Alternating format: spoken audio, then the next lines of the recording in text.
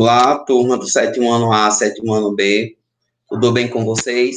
Hoje nós iremos dar continuidade aos conteúdos do livro didático e o capítulo de hoje será trabalhado os níveis de organização dos seres vivos, que está na página 100 do livro de vocês.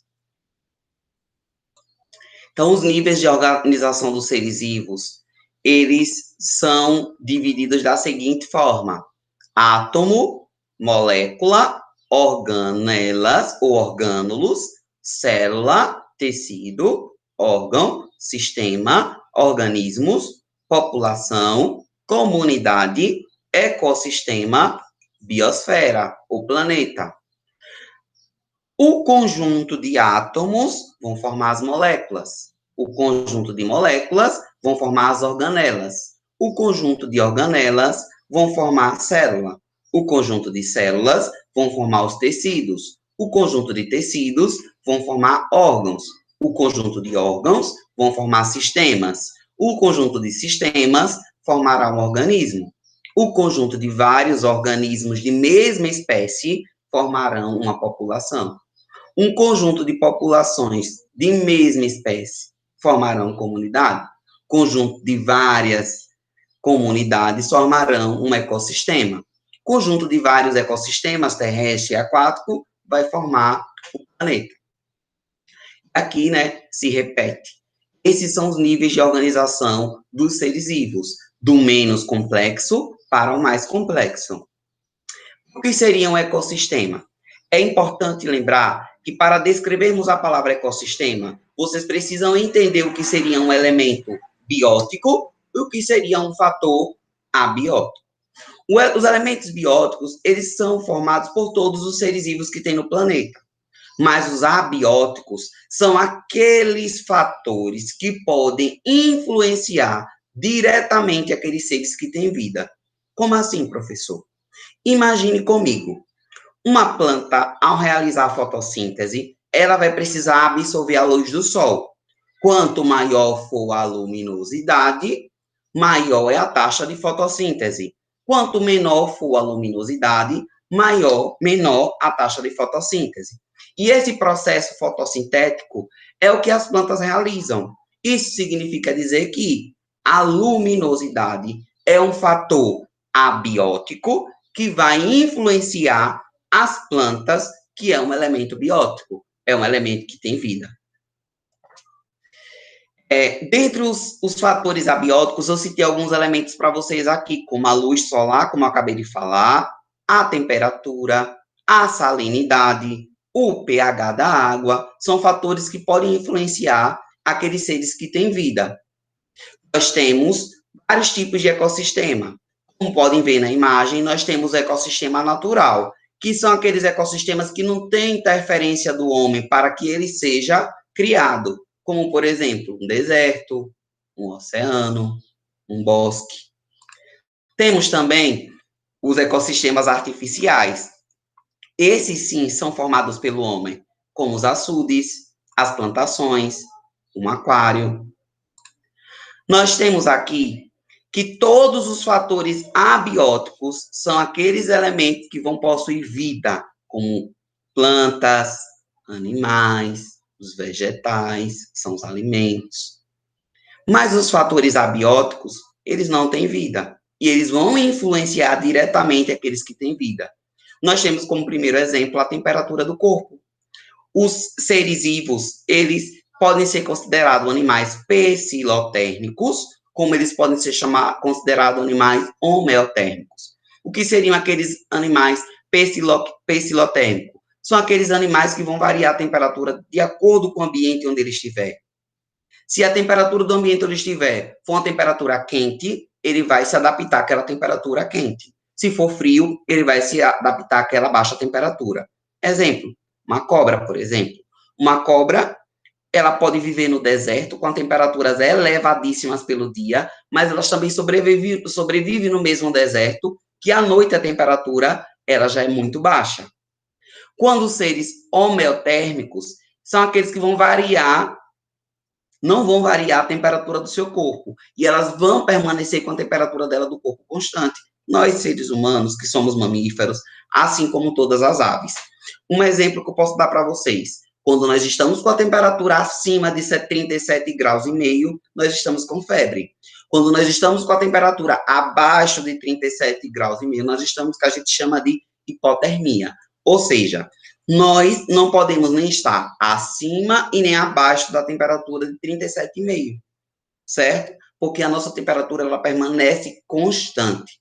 Por isso que nós somos chamados de homeotérmicos. Outro fator abiótico que a gente chama de imigração.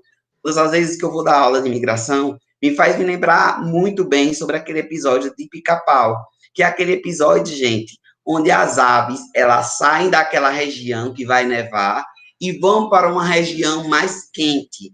Esse tipo de migração que as aves realizam é considerado um fator abiótico.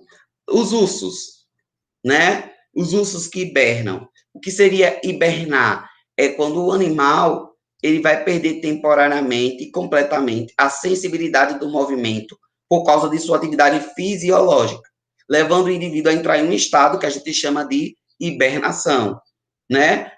Dando ao corpo do animal uma aparência que ele está morto. Também é um tipo de fator abiótico, uma forma que os animais encontram de se adaptarem ao ambiente. O que seria uma espécie? Pessoal, uma espécie é o conjunto de vários animais que vão ter características semelhantes entre si, eles não são iguais, eles são semelhantes, e que essa semelhança possibilita a eles cruzarem entre si e gerar um descendente fértil, certo? Exemplo, nós seres humanos, nós somos totalmente geneticamente diferentes, mas ao mesmo tempo somos da mesma espécie, somos semelhantes, podemos cruzar entre si o macho com a fêmea e dar como resultado um descendente, que é o filho, e esse filho ele vai ser fértil, tá? Mas quando a gente pega, por exemplo, um cachorro e um urso, eles não têm a mesma espécie, eles são distintos. Então, com isso, eles não conseguem se reproduzir entre si e eles também não conseguem gerar um descendente fértil. Qual é o conceito de população? População é um conjunto de indivíduos de mesma espécie que convivem em uma mesma área e eles se relacionam entre si, que é o caso dessa ninhada de elefante aqui que vocês estão vendo. Aqui é um grupo de populações de mesma espécie de elefantes. Quando as espécies elas são diferentes, então aqui eu tenho um animal de uma espécie, aqui eu tenho um animal de outra espécie. Esses animais são espécies diferentes, mas eles convivem na mesma área. Por eles conviverem na mesma área, e serem de espécies diferentes, nós dissemos que eles formam uma comunidade. Aqui é o que a gente chama de biótipo, né? O território onde vai viver uma determinada comunidade. Biosfera, né? Onde vai existir a soma de todos os ecossistemas do planeta, que é onde a gente entra no ecossistema terrestre e no ecossistema aquático. O ecossistema terrestre, ele pode ser dividido em três, que é o que a gente chama de epinociclo, onde estão as florestas, as praias, as montanhas. Temos o talassociclo, que é o ecossistema marinho, e temos o liminociclo, que é o ecossistema de água doce, que formam os rios. O ecossistema marinho, nós vimos nas aulas passadas, ele se divide em três, que é onde vivem os seres planctônicos, onde vivem os néctons e onde vivem os bentônicos. Os planctônicos, eles se dividem em fitoplâncton e zooplâncton. O fitoplâncton são os animais que flutuam na água e que realizam fotossíntese, como, por exemplo, as algas. Temos o zooplâncton, são aqueles seres marinhos que flutuam na água, que não realizam fotossíntese, como, por exemplo, microcrustáceos, alguns protozoários, larvas de peixe. Os nectônicos são aqueles que nadam contra a correnteza do mar. Eles podem ir em busca do alimento, como, por exemplo, os peixes. Já os bentônicos, eles vivem no fundo do mar. Eles não vão à procura do alimento, porque eles vivem presos. O alimento vem até ele. O caso dos corais, as esponjas do mar, as anemonas do mar, que vivem presas. Aqui nós temos os biomas, que nós também já estudamos nas aulas passadas, né? Que tem um conjunto de vida vegetal, assim como também tem um conjunto de vida animal, que vão ser totalmente influenciados pela condição climática, né? Como a gente tem aqui, por exemplo, a floresta amazônica, a caatinga, o cerrado. Aqui nós temos o Pantanal, aqui nós temos os campos, aqui nós temos os manguezais, e nós temos também, dentro de um bioma, o que a gente chama de ecótono. O que seria um ecótono? O ecótono é uma linha imaginária que vai ser formada entre um bioma e outro, né? Como aqui vocês podem ver, aqui é uma região onde tem uma característica de savana, aqui tem uma característica de floresta. São vegetações diferentes. E aqui, entre uma e outra, como se fosse o ecótono, né? A linha divisória, a linha que vai dividir, né, mesmo, um tipo de bioma do outro. O que é o habitat? O habitat é o local onde uma espécie vive. E o que é nicho? Nicho vai ser a condição de vida daquele animal, certo? Exemplo, um morcego. Qual é o hábito daquele morcego? Qual é o costume reprodutivo daquele morcego? Qual é o horário que ele se reproduz? Qual é o horário que ele vai em busca de alimento? Qual é a estação do ano que ele mais se desenvolve? Tudo isso são modos de vida do animal. Isso a gente chama de nicho ecológico. É a condição que vai favorecer ou não ao desenvolvimento reprodutivo, fisiológico daquele animal. A gente tem 3 tipos de biotas, que a gente chama de produtor, consumidor e decompositor. Produtores estão todos aqueles seres que realizam fotossíntese, todas as plantas, algumas bactérias, as algas. Consumidores, nós temos aqueles seres que se alimentam de vegetal como se alimentam de animal. Então, os consumidores, eles podem ser herbívoros, se alimentam dos produtores, ou eles podem ser carnívoros, que se alimentam de outros animais, ou eles podem ser onívoros, que eles se alimentam tanto de vegetal como de animal. E os decompositores, que são aqueles seres que decompõem a matéria orgânica, como, por exemplo, fungos e algumas bactérias. Com isso, a gente conclui a aula de hoje e vocês realizarão uma atividade. A atividade de hoje é a seguinte: vocês irão fazer uma pesquisa sobre o habitat, que é o local onde aquela espécie vive, e o nicho ecológico, que é o modo de vida de cada animal que está representado na página 102 e 103 do livro. Existem vários animais lá, naquela imagem, da página 102 e 103. Cada animal vai ter um habitat diferente, assim como também um modo de vida diferente.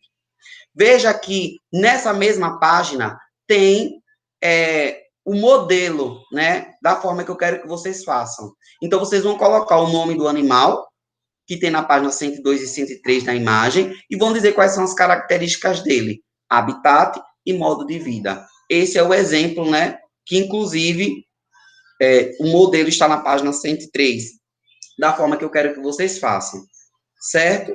Assim, qualquer dúvida que vocês tenham para concluir essa atividade, vocês podem perguntar a mim no privado do WhatsApp.